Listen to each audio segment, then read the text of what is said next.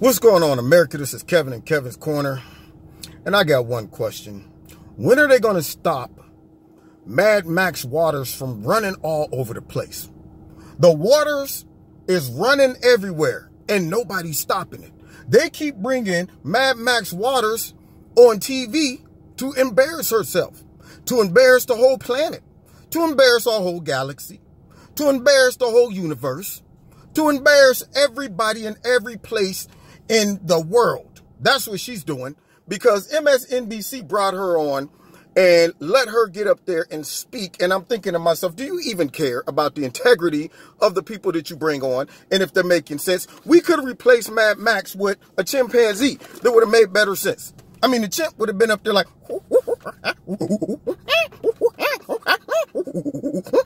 and Joy Reid would have did the same thing. Because that's what she was doing. She was listening to Mad Max and she didn't care what she was saying, if it made sense, if it had any logic to it, if it had any facts, none of that stuff. She just sat there and agreed. Okay, I see. Yeah. Ooh. And I'm thinking to myself, it doesn't matter if it's Mad Max, if it's a chimpanzee, if it's a teddy bear sitting up there.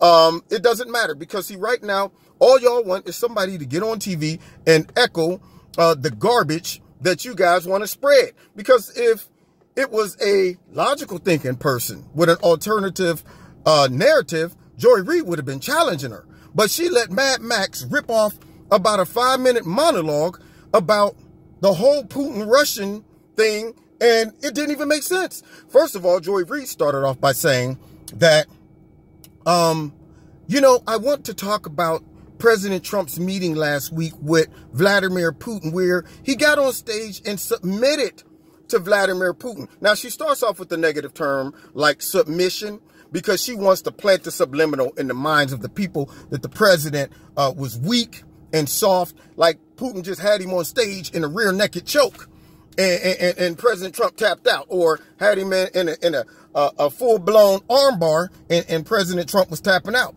So she starts that off by just dropping that out there. Submission. Okay. Then she brings on Mad Max, and Mad Max goes in immediately. I've been saying it from the beginning that this president is dangerous. How? How, Mad Max? Or you just making stuff up? Dangerous to who? Your party. That's probably who he's mostly dangerous to. Your party, your pockets that got rich somehow as a public servant. You ain't got no records you selling. You ain't got no CD. You ain't got no t-shirts out there. How you get rich, Mad Max? How you over a district that you don't even live in, and it's one of the worst districts out there, but you live in a nice gated community, $1 million crib, but your people is starving. But yet you got a nerve to get on TV and talk about dangerous. What's dangerous is people like you in Congress. Yeah, what's dangerous is probably the area that you represent. And the fact that there's poverty going on there, homelessness, all of that stuff, that's dangerous, Mad Max, not the president. But anyway, she just throws that out there with no proof, nothing to back it up. She's like all the liberals just running around saying, man, my rights are being rolled back. This is crazy. America's going to pieces. And you ask them how, and they can't say anything. It's like, you know what? I never thought it through. I don't know really how. My life hasn't changed at all. I mean, I still got pretty much all my rights. I don't know any rights that's been rolled back. But you know what? The media is telling me that my rights are being rolled back and I should be mad and upset. And so that's what they do. They go out there and they just spew stuff out there that doesn't have any merit to it. So Mad Max gets on and said, President Trump's dangerous. He's in bed with Vladimir Putin. And I'm thinking, okay, where's the data for that?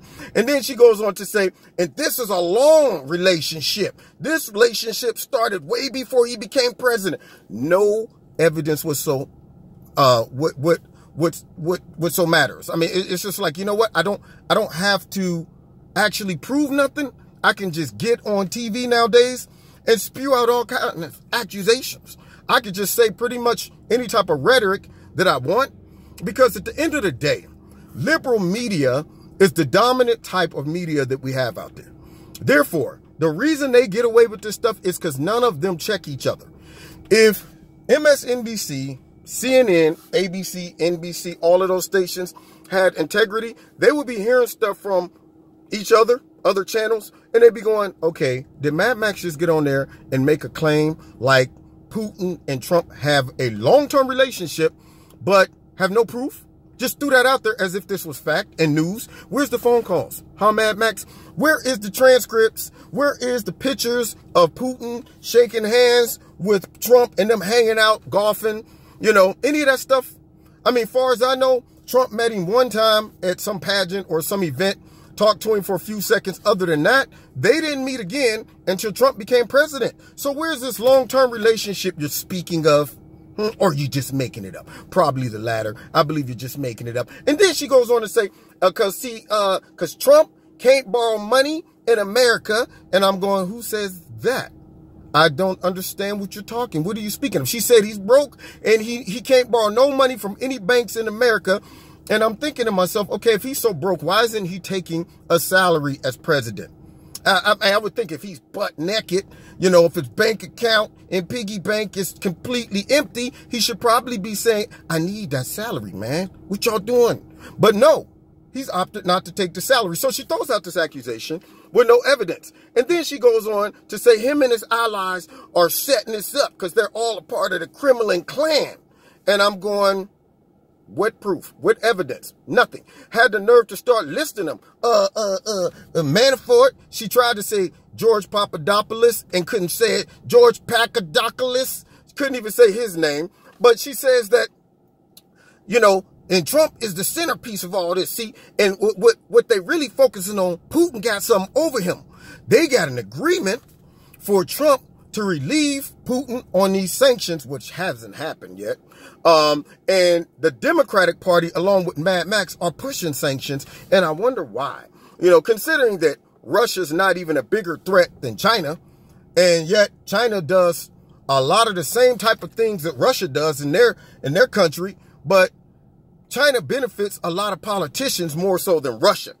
So for whatever reason, they just taking a wink at what China does, but they just going over the top with what they feel Russia is doing and how big Russia is a threat to us. And then she goes on to make even a bigger claim and said, and I know what they talked about in that meeting. She said, we all know what they talked about. They talked about relieving those sanctions. I'm like, really? So were you in the room, Mad Max? And they talked about this up and coming election, basically planting a seed in everybody's mind that the up and coming 18 elections are going to be rigged on behalf of the Republicans. Now, here's my thing. They throw these things out there and don't explain how. When you talk about interfering in our elections or rigging it, what are you saying? Right now, the only impact that they say Russia really had was, one, Hillary Clinton's emails that people got a chance to read, which all the information in it was true. Secondly, I find it odd that they wouldn't turn over that server to really check and see if the Russians hacked that server. But that's neither here nor there. We don't need that stuff, you know. And the second thing is trying to sow confusion by running a couple ads on Facebook and throwing a couple events. All right. But my whole point is, how does that impact the election? How can you really even fight against that? I mean, people are going to see ads. People are going to hear stories or rumors. But at the end of the day, people are going to make up their mind based on what the politician is saying and does it make sense. Right now, what you're doing is planting a subliminal into everybody's mind that regardless of your decision, what you make, it's not about how practical things are and how garbage our party is and how bad our policies are and how much race baiting we do. All of that stuff doesn't contribute to us losing. What's contributing is the Russians.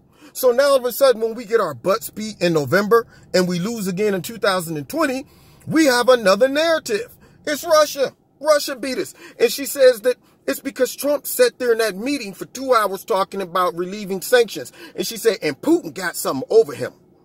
And Putin gonna make sure that Trump followed through. And then she goes on to say, in fact, I think that President Trump has been Putin's apprentice. Now, I'm thinking, when did this take place? Do you know how long it normally takes for somebody to be an apprentice of somebody? And then for someone to be 70-something years old.